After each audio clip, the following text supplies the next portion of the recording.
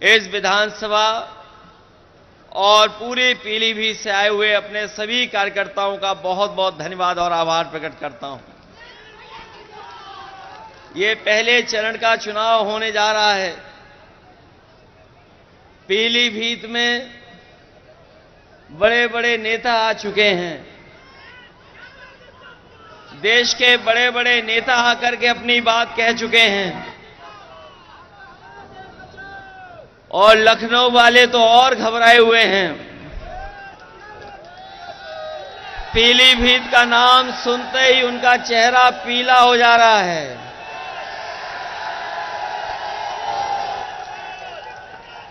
पीलीभीत का नाम सुनते ही भारतीय जनता पार्टी के तमाम नेताओं का चेहरा पीला हो जा रहा है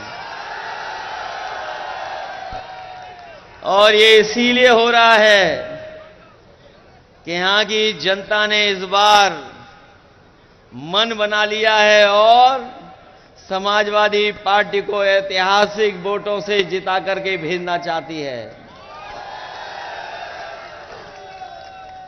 हमारे यहां किसान भाई हैं, ये जानते होंगे कि किसान भाइयों का आंदोलन पूरे देश में चला है।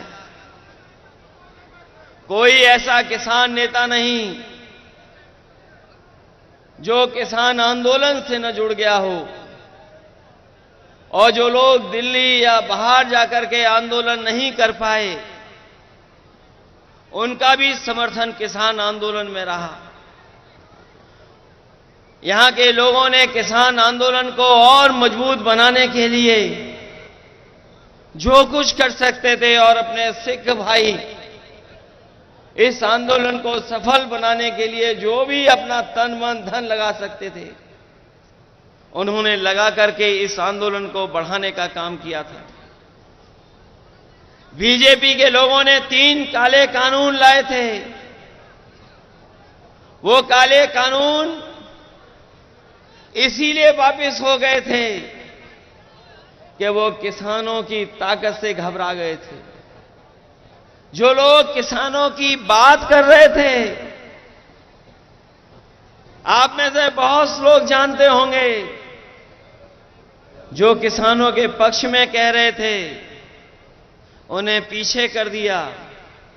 नौजवानों की बात जो उठा रहे थे उन्हें पीछे कर दिया। किसान की आवाज में अपनी आवाज को जोड़ करके आंदोलन को मजबूत कर रहे थे उन्हें पीछे कर दिया। और जो किसानों पे थार चला रहे थे, बताओ उन्हें सम्मान दिया सरकार ने कि नहीं दिया? बगल में ही आपने देखा है कि किसान आंदोलन को लेकर के यही तेजेंद्र बिर्क निकले थे, वहां पर उस आंदोलन को दबाने का काम किया था। कोई कल्पना नहीं कर सकता था कि थार से किसानों के आंदोलन को रोका जाएगा। कई लोगों की जान चली गई और ऊपर वाले की कृपा रही, भगवान की कृपा रही कि तेजेंद्र बिर्क हमारे जिंदा हमारे साथ हैं, अभी भी किसानों की लड़ाई लड़ रहे हैं। जो किसान आंदोलन को दबा रहे थे उन्हें सम्मान दिया जा रहा है और जो किसान आंदोलन की बात कर रहे थे उन्हें तो सुनने में आया मंच पे भी जगह नहीं मिल रही है। कोई नया आया है प्रत्याशी जो कह रहा है कि हमें अगर पहले पता होता कि हमें चुनाव लड़ना है तो हम बंबई बना देते पीलीभीत को।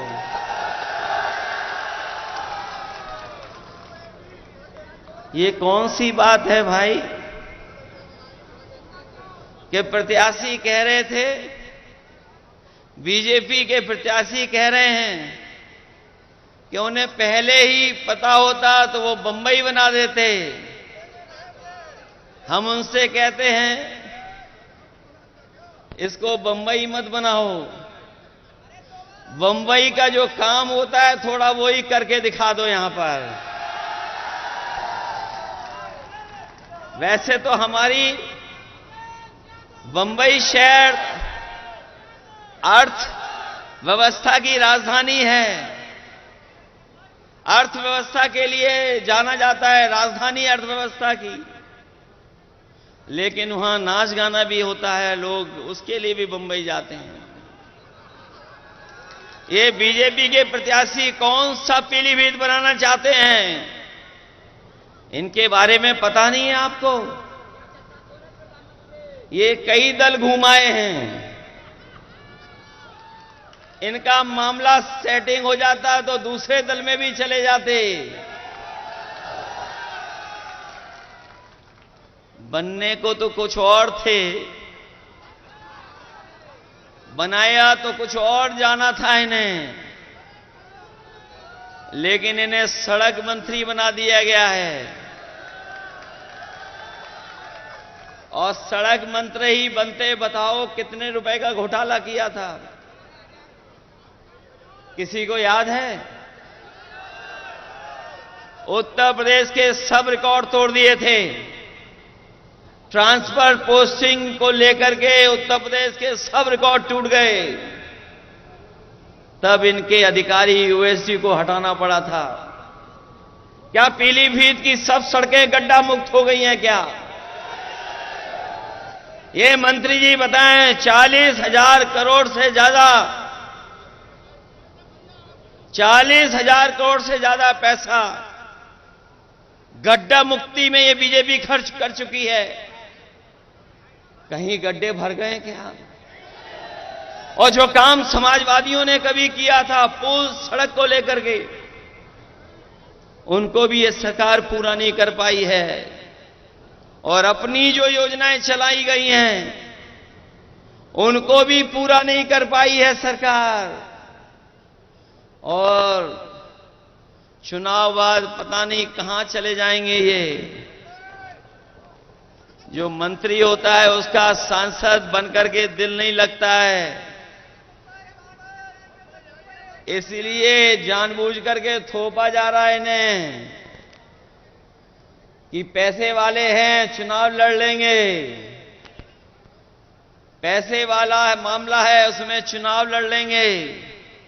लेकिन यहां का किसान, यहां का गरीब, यहां का नौजवान बीजेपी के लोगों को सबक सिखाने जा रहा है। एक एक वोट दे करके समाजवादी पार्टी को जिताएगा। जब से ये दिल्ली वाले आए हैं, महंगाई तो बढ़ाई है, और महंगाई इतनी बढ़ाई है जिसकी आप कल्पना नहीं कर सकते। महंगाई बढ़ती चली जा रही है, चाहे वो डीजल हो, पेट्रोल हो, जरूरत के सामान हो, उन सबको महंगा कर दिया सरकार ने। 2014 से लेकर के 2024 का हिसाब लगाए महंगाई का, बताओ महंगाई कितना गुना बढ़ गई है। अगर हिसाब किताब लगाओगे तो महंगाई कई गुना कई चीजों की बढ़ी है। ये सरकार महंगाई नहीं रोक रही, और जब महंगाई रोकनी थी तो इन्होंने चंदा वसूलने का काम किया। आप में से पढ़ा होगा लोगों ने कि ये दावा करने के भ्रष्टाचारी बचेंगे नहीं, लेकिन भ्रष्टाचार बढ़ाने का काम कोई कर रहा है तो वो भारतीय जनता पार्टी के लोग कर रहे हैं। और ये नया तरीका निकाला है दिल्ली वालों ने। ये इलेक्टोरल बॉन्ड जो बनाए गए हैं, इलेक्टोरल बॉन्ड के माध्यम से बताओ वसूली हो रही है कि नहीं हो रही है? और ऐसी वसूली तो दुनिया में नहीं होगी। जिस कंपनी का कोई कारोबार नहीं, जिस कंपनी का मुनाफा कुछ भी नहीं, वो उस कंपनी से सरकार ने वसूला है पैसा। हम और आप लोग जानते हैं चंदे में क्या दिया जाता है, थोड़ा बहुत दिया जाता है। क्या चंदे में 1,000 करोड़ रुपए दिए जाते हैं? क्या चंदे में 500 करोड़ रुपए दिए जाते हैं? क्या चंदे में 300 करोड़ रुपए दिए जाते हैं? ये सरकार ऐसी है जिसने इलेक्टोरल बॉन्ड के नाम पर बड़े बड़े उद्योगपतियों को सीबीआई, ईडी, इनकम टैक्स से डरा करके इन्होंने वसूलने का काम किया है और ऐसी वसूली पूरे देश ने नहीं देखी होगी जैसी सरकार में हुई है। ये वही बीजेपी के लोग हैं। याद कीजिए, इन्होंने कहा था कि नोटबंदी के बाद कोई भ्रष्टाचार नहीं होगा, कोई काला धन नहीं कमा पाएगा। बताओ, ये इलेक्टोरल बॉन्ड सफेद को काला करने वाला इंतजाम हुआ है कि नहीं है? काले को सफेद कर लिया कि नहीं कर लिया बीजेपी ने?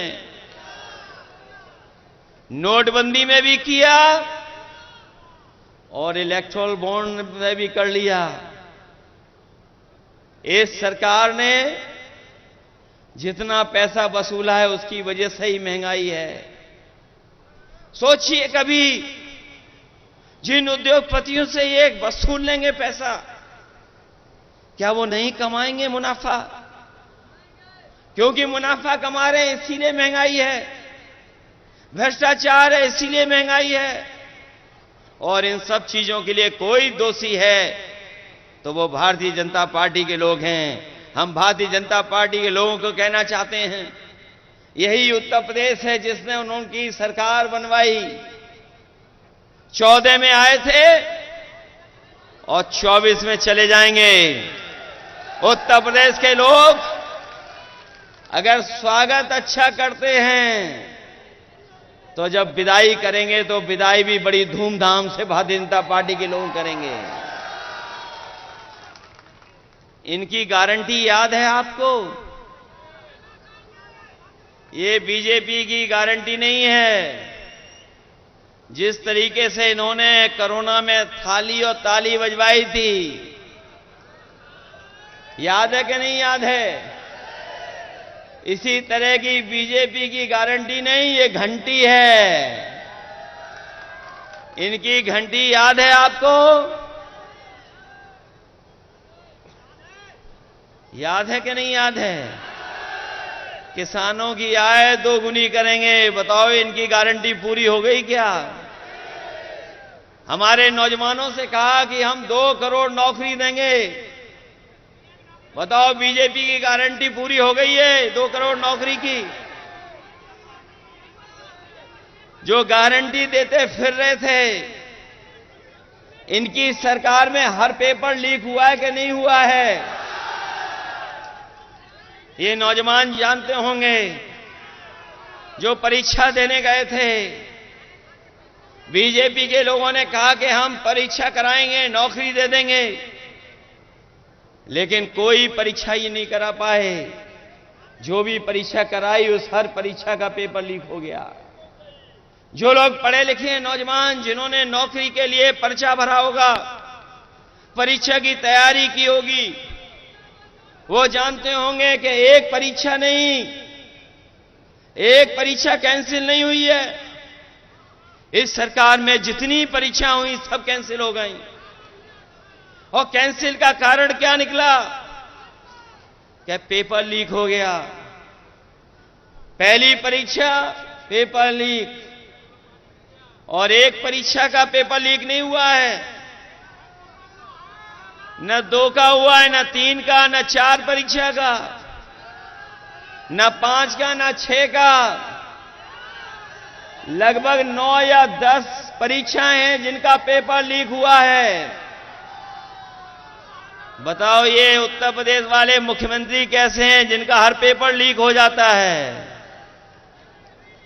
ये दूसरों की गीले होने की बात तो कर रहे हैं, लेकिन अपना पेपर लीक हो रहा उसके बारे में नहीं बोल रहे हैं। बताओ, 9 परीक्षाओं के पेपर लीक हुए कि नहीं लीक हुए? और नौजवान इस हद तक निराश हुआ है। हमने एक नौजवान का सुसाइड नोट पढ़ा। वो नौजवान निराश हो गया, हताश हो गया। मेहनत कर करके उसने अच्छी डिग्री हासिल की, पढ़ाई पूरी की, लगातार उसने परीक्षाएं दी नौकरी को लेकर के, लेकिन जब उसे नौकरी नहीं मिली तो वह नौजवान ब्रजेश पाल, उसने अपने सुसाइड नोट में लिखा, कि ऐसी डिग्री का मैं क्या करूंगा जो डिग्री मुझे नौकरी नहीं दिला सकती। उसने डिग्रियां जलाई, अपने मां बाप और बहन से माफी मांग करके आत्महत्या कर ली। बताओ, वो आत्महत्या करने वाले नौजवान क्या अब वापस आ सकता है कभी? वो इसलिए हताश और निराश हुआ कि सरकार नौकरी नहीं दे पाई। केवल एक नौजवान की कहानी नहीं है। एक बेटी जिसको ये पता लगा कि परीक्षा कैंसिल हो गई, जैसे ही उसे जानकारी मिली कि पेपर की परीक्षा जो दे करके आई थी वो परीक्षा कैंसिल हो गई, उसने अपने घर परिवार के लोगों को कुछ नहीं बताया और जान दे दी। तो ऐसा उत्तर प्रदेश बन गया है जहां पर छात्र नौजवान निराश होकर के आत्महत्या कर रहा है और ये सरकार वाले कह रहे हैं कि हमारा देश विश्व गुरु बनने जा रहा है। अगर विश्व गुरु बनेगा हमारा देश तो क्या 80 और 90% हमारे नौजवान बेरोजगार होंगे क्या? 80 से 90% नौजवान आज बेरोजगार हो गया है और जो नौकरियां भी मिल रही हैं वो पूरी नौकरियां नहीं हैं। कभी कॉन्ट्रैक्ट पर, कभी ठेके पर, कभी आउटसोर्स से नौकरी मिल रही है। हम अपने नौजवानों से कहना चाहते हैं, समाजवादियों को जिताइए। ये आउटसोर्स और कॉन्ट्रैक्ट पे नौकरी नहीं मिलेंगी, आपको पक्की नौकरी देने का काम समाजवादी लोग और इंडिया गठबंधन के लोग करेंगे। हम अपने उन नौजवानों को भी कहना चाहते हैं जो लोग फौज की भर्ती में जाते हैं। हम अपने परिवार के लोगों से और खासकर नौजवानों से कहना चाहते हैं, ये अग्निवीर व्यवस्था कभी हम स्वीकार नहीं कर सकते, क्योंकि नौजवान हमारा वर्दी पहन करके सीमा की रक्षा करना चाहता है और वर्दी पहन करके उसको सम्मान महसूस होता है, वो देश की रक्षा करना चाहता है। ये 4 साल की नौकरी से न हमारे नौजवान का सम्मान बन रहा है और न ही सीमा को कोई मजबूत फौज मिल रही है। अग्निवीर जैसी व्यवस्था समाप्त होगी, इसको कभी समाजवादी लोग स्वीकार नहीं कर सकते हैं। इंडिया गठबंधन की सरकार बनेगी और अग्निवीर हमेशा हमेशा के लिए समाप्त हो जाएगी। मैं जानता हूं कि ये हमारे उत्तर प्रदेश की पुलिस जो खाकी वर्दी पहनती है, ये भी कभी कभी हम लोगों को डराती है। ये हमारे कार्यकर्ताओं को डराने लगती है। ये इसलिए डरा रहे हैं क्योंकि अभी इनकी पक्की नौकरी है। ये बीजेपी वाले आ गए तो अभी तो 4 साल की फौज की नौकरी की है, इन खाकी वालों की 3 साल नौकरी होगी। 3 साल से ज्यादा नौकरी नहीं कर पाओगे। बताओ ये किसके साथ खड़े होंगे जब इन्हें पता लगेगा कि इनकी तो नौकरी केवल 3 साल की है। फौज की नौकरी कितने साल की? और अगर इनकी नौकरी इन्होंने बीजेपी वालों ने कर दी 3 साल की, तो ये क्या करेंगे जाके घर पर? इधर हमें पता है खेतों को बचाने के लिए बहुत जानवर घूम रहे हैं, सड़कों पर जानवर, गांव में खेती में जानवर और पीलीभीत में तो जंगली जानवरों से किसान परेशान है। हमारे देश के और प्रदेश के बड़े बीजेपी के नेताओं को सब पता रहता है, लेकिन उन्हें यह नहीं पता है कि पीलीभीत में लगभग 300 किसानों की जान जा चुकी है, गरीबों की जान चुकी है। बताओ जान गई है कि नहीं गई है जानवरों से? जंगल से जानवर आ रहे हैं, कभी खेत का नुकसान कर रहे हैं, कभी हमारे आम लोगों का नुकसान कर रहे हैं, जान ले रहे हैं। और एक बात तो ऐसा वीडियो वायरल हुआ था, हमने देखा था कि दीवार पर टाइगर घूम रहा था और पीलीभीत के लोग उसे रोक रहे थे। ये बीजेपी वालों को नहीं पता है। क्या बीजेपी की गारंटी में था? ये नहीं था। मुझे याद है 2022 के चुनाव में देश के प्रधानमंत्री कह के गए थे कि बीजेपी की सरकार बना दो, हमने ऐसा इंतजाम किया है, ऐसा अच्छा ठोस योजना बनाई है कि 15 दिन के अंदर जानवर की समस्या का समाधान कर देंगे। बताओ सरकार बने कितने दिन हो गए हैं? अब तो 7 साल हो गए उत्तर प्रदेश की सरकार के, दिल्ली वालों के 10 साल हो गए। बताओ 17 साल का हिसाब किताब लोगे कि नहीं लोगे आप लोग? ये नौजवान हमारा फार्मूला याद रखें। ये बीजेपी वाले इसलिए घबराए हुए हैं क्योंकि इन्होंने जो परीक्षा लिखाई और परीक्षा के जो पेपर लीक हुए हैं उससे 70 लाख नौजवान घर वापस चला गया निराश होकर के। और अगर 70 लाख गया है निराश होकर के और केवल हम उसके मां बाप को जोड़ दें तो बताओ इनके परिवार से 3 सदस्य नाराज हो गए कि नहीं हो गए? अगर 70 लाख लोग निराश होकर गए, नौजवान जिन्हें नौकरी का भरोसा दिलाया था, और इन्हीं 70 लाख को अब अगर हम 3 सदस्यों से गुणा कर दें तो 1 करोड़ 80 लाख हुए लोग के नहीं हुए? और 1 करोड़ 80 लाख का अगर हम भाग दे दें 80 लोकसभाओं से तो बताओ 2,25,000 वोट इनका हर लोकसभा में कम हुआ है कि नहीं कम हुआ है? बताओ। पीलीभीत में तो ज्यादा वोट कम हो गया है। औरों लोकसभाओं में तो 3-3 लाख वोट कम हुआ है बीजेपी का, लेकिन पीलीभीत में तो ज्यादा वोट कम हो गया बीजेपी का। अभी तक तो हमें यही पता लग रहा है लखनऊ में कि इस बार पीलीभीत में साइकिल चल रही है, इंडिया गठबंधन जीत रहा है। ये पीलीभीत हमारी बांसुरी के लिए भी जाना जाता है। ये बात तो प्रधानमंत्री जी भी जान गए कि बांसुरी के लिए जाना जाता है, लेकिन पीलीभीत की जनता तो तब चैन की बंसी बजाएगी जब भारतीय जनता पार्टी यहां से जाएगी।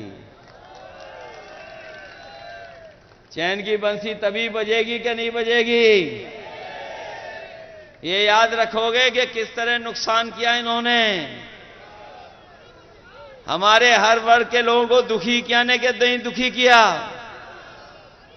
हम तो अपने सभी गुरुओं, संत और सबको प्रणाम करते हैं और अपने सिख भाइयों से भी कहेंगे कि इन्होंने अपने मान सम्मान से कभी समझौता नहीं किया और कभी भी अगर देश की रक्षा के लिए इन्हें अपनी जान भी न्यौछावर करनी पड़ी होगी तो हमारे सिख समाज के लोग कभी पीछे नहीं हटे होंगे।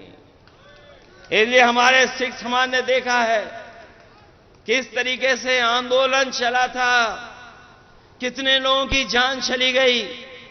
बताओ इस चुनाव में दिल्ली वालों को सजा दोगे कि नहीं सजा दोगे? अपने वोट से इनको सजा दिलाओगे कि नहीं? ये हमारे आपके भविष्य का चुनाव तो है ही है, लेकिन ये देश के भविष्य का चुनाव भी है। ये चुनाव संविधान बचाने का भी चुनाव है। ये चुनाव हमारा लोकतंत्र बचाने का भी चुनाव है और ये चुनाव हमारे आपके भाईचारा की जो मोहब्बत का और प्रेम से हम लोग रहते आए हैं, जो हमारे भारत की पहचान है, हमारी संस्कृति की पहचान है, उसको बचाने का भी चुनाव है। इसलिए चुनाव आप अपना चुनाव समझ करके और आने वाली पीढ़ी के भविष्य का भी चुनाव है। सोचो अगर संविधान को खतरा हो जाएगा तो बताओ हमारे अधिकार छीने जाएंगे कि नहीं छीने जाएंगे? जो अधिकार हमें मिले लड़ करके देश की आजादी दिलाने के लिए इस देश के लोग एक हो गए थे, तब देश की आजादी मिली थी। आज फिर हमें एक बार अपने संविधान और लोकतंत्र को बचाने के लिए लड़ना पड़ेगा। बताओ आप लड़ोगे कि नहीं लड़ोगे?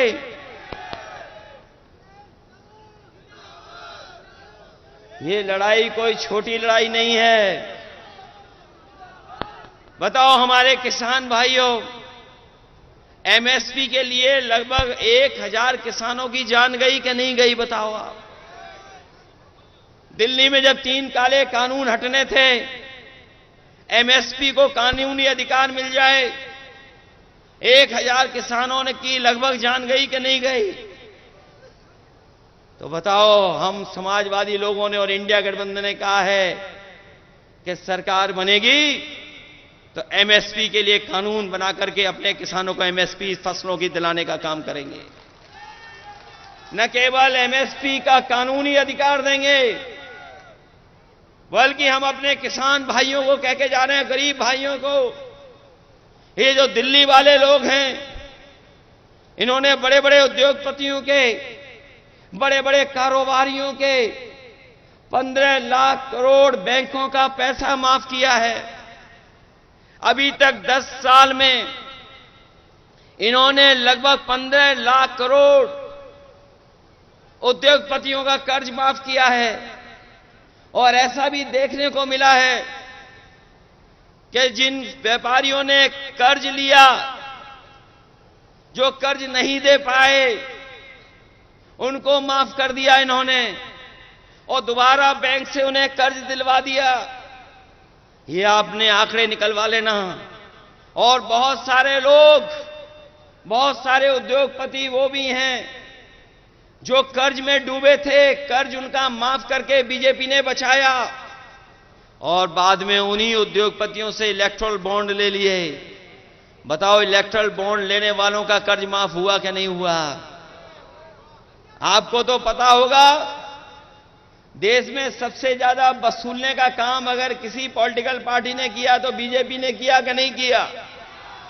इसलिए अपने किसान भाइयों को हम कह के जा रहे हैं, इंडिया गठबंधन बनेगी सरकार, किसानों का पूरा कर्ज माफ होगा। जब उद्योगपतियों का 15 लाख करोड़ माफ हो सकता है, तो हमारे किसानों का कर्ज माफ क्यों नहीं होगा? तो बताओ, अपना वोट देकर के कर्ज माफ कराने का काम करोगे? संविधान बचाने के लिए भी वोट कर देना, क्योंकि आपके वोट से ही संविधान बचेगा। आपके वोट से ही देश का लोकतंत्र बचेगा। आपके वोट से ही किसान खुशहाल होगा। आपके ही वोट से नौजवान को नौकरी मिलेगी। आपके ही वोट से आरक्षण बचेगा। और हम फिर कहते हैं, एनडीए को कोई हराएगा तो हमारा ये पीडीए परिवार हराएगा। ये पीडीए परिवार बैठा है, यही एनडीए को हराने का काम करेगा।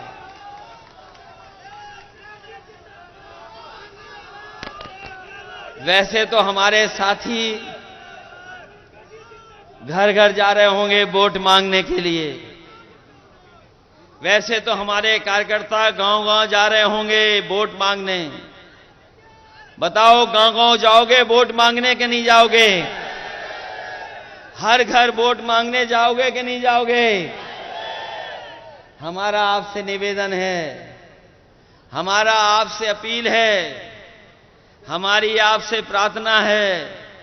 बताओ, भारतीय जनता पार्टी का जो लूट और झूठ का प्रचार है, उसका घर घर प्रचार करके बताने का काम करोगे कि नहीं करोगे? बताओ, बीजेपी झूठ बोलती है कि नहीं बोलती है? इलेक्ट्रल बॉन्ड से लूट की है कि नहीं की है? तो ये झूठ और लूट का प्रचार करोगे घर घर के नहीं करोगे? और अपने वोट से लोकतंत्र को बचाओगे? ये हमारे देश के प्रधानमंत्री कैसे हैं? ये कहते हैं ये इंडिया गठबंधन नहीं है। कौन सा गठबंधन है? क्या कहते हैं? इंडिया गठबंधन का क्या कहते हैं? बताओ, जिन्हें इंडिया कहने में ही शर्म आती हो। ये इंडिया गठबंधन है, ये इंडी गठबंधन नहीं है। बताओ, हमें बीजेपी को ये भी सिखाना पड़ रहा है। हमारे गठबंधन की जो INDIA है, ये इंडी नहीं है, ये इंडिया गठबंधन है। और ये इंडियाई गठबंधन है जो पीडीए परिवार को साथ लेकर के एनडीए का मुकाबला कर रहा है। और हम कह के जा रहे हैं, जो कह रहे हैं 400 पार, इस बार यूपी से जाएंगे हार। ये 400 पार नहीं, ये 400 हारने जा रहे हैं। और अगर ये 400 जीत रहे होते तो बताओ इतने घबराए हुए होते ये घबराए हुए हैं कि नहीं घबराए हुए हैं? और इसलिए घबराए हुए हैं कि दिल्ली के मुख्यमंत्री को जेल भेज दिया, झारखंड के मुख्यमंत्री जी को जेल भेज दिया। बताओ जेल भेज दिया कि नहीं भेजा है? और अगर 400 पार हो रहे होते तो सब ऐरे गहरे नत्थु खैरों को अपनी पार्टी में शामिल कर रहे हैं। अभी सुनने में आया है बरेली में कोई माफिया को भी शामिल कर लिया, जिनको ये महाराष्ट्र में भ्रष्टाचारी कहते थे। बताओ इन्होंने अपनी पार्टी में ले लिया कि नहीं ले लिया? जो इन्हें दिन रात गाली देते थे उन्हें ले लिया कि नहीं ले लिया अपने साथ? उत्तर प्रदेश में भी ऐसे कई दल थे, सुबह से शाम तक बहुत बुरा भला कहते थे बीजेपी को। और हमारे नौजवान तो जानते होंगे यूट्यूब चलाना, सोशल मीडिया पे समय गुजारना जानते हैं। इनके जरा पुराने वीडियो निकाल लो, बताओ कितना बुरा भला बीजेपी को कहते थे।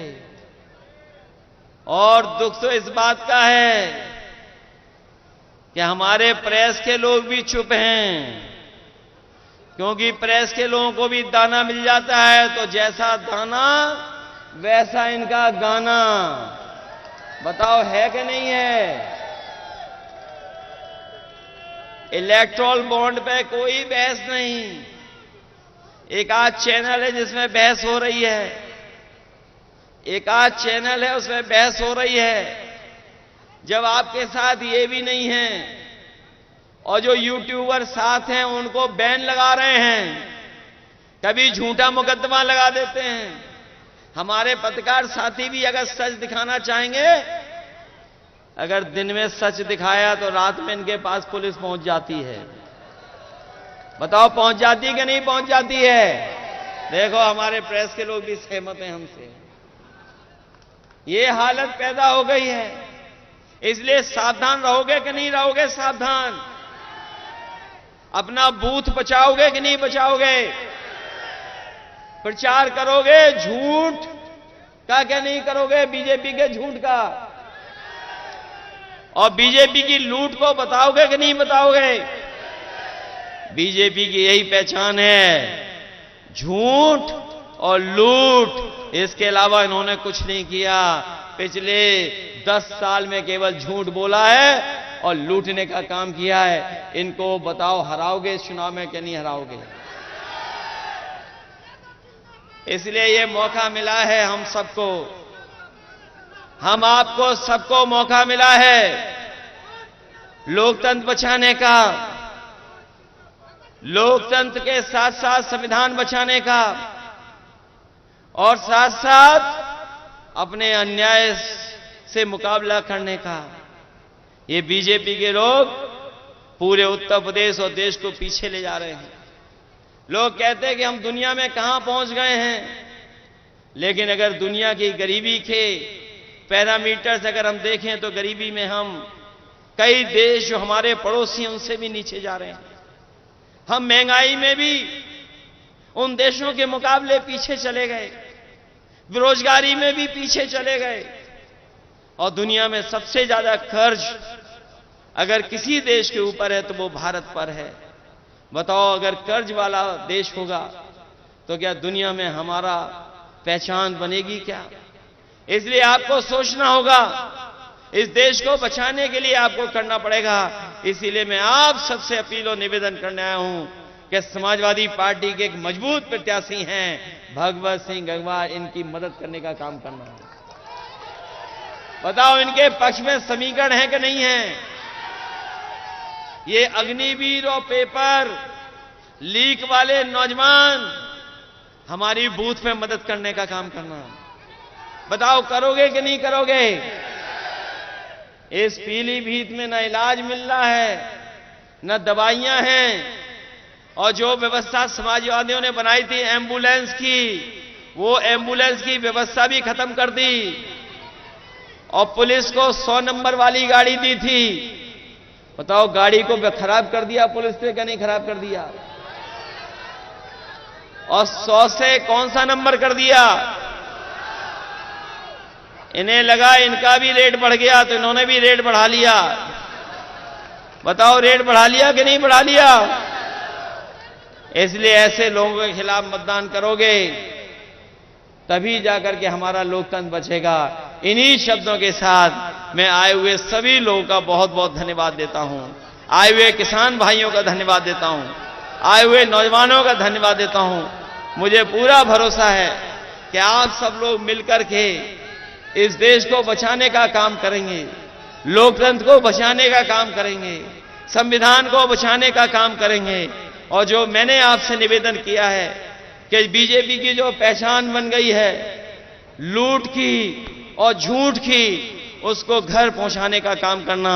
जिस समय आप घर घर पहुंचा देंगे, आपका प्रत्याशी और समाजवादी पार्टी अपने आप ऐतिहासिक वोटों से जीत करके जाएगी। इन्हीं शब्दों के साथ हम आपका धन्यवाद देते हैं।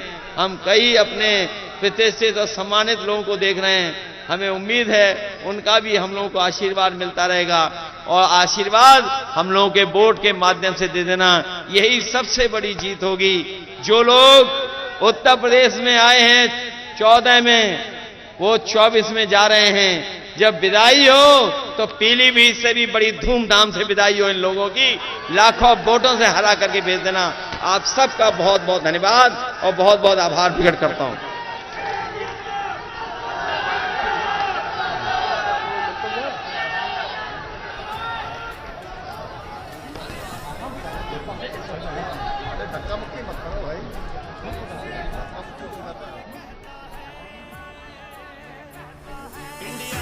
अपना वोट दो, गठबंधन को तुम वोट दो, इस देश की खातिर वोट दो, अखिलेश की खातिर वोट दो।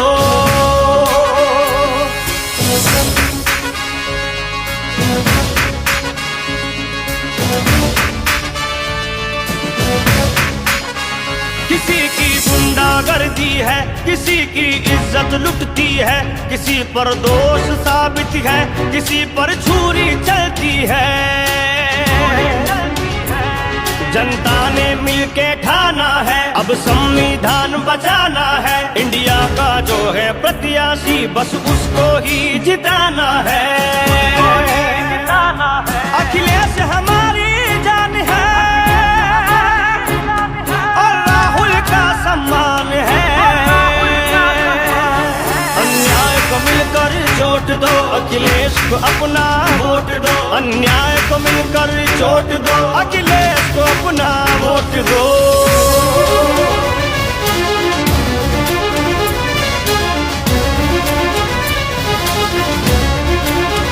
कभी तो नोटबंदी है, कहीं शहनाई रोती है अपना देश खतरे में अगर महंगाई बढ़ती है। क्या उल्टा है क्या सीधा है, क्या बेचा क्या खरीदा है, जनता को हिसाब देना है, अब तुमको जवाब देना है। इस बार ये सबने ठाना है, गठबंधन को ही जिताना है। इंडिया को अपना वोट दो, गठबंधन को तुम वोट दो, इस देश की खातिर वोट दो, अखिलेश की खातिर वोट दो।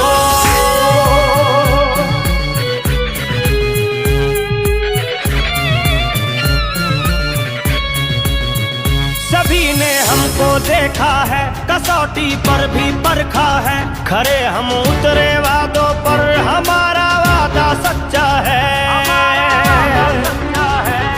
हम आरक्षण के साथ हैं, हम लोहिया मुलायम के हाथ हैं। हम पीडीए के रक्षक हैं, अम्बेडकर के जज्बात हैं।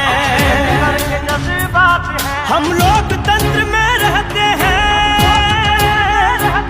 और इसीलिए तो कहते हैं, इंडिया को अपना वोट दो, गठबंधन को तुम वोट दो। इस देश की खातिर वोट दो, अखिलेश की खातिर वोट दो।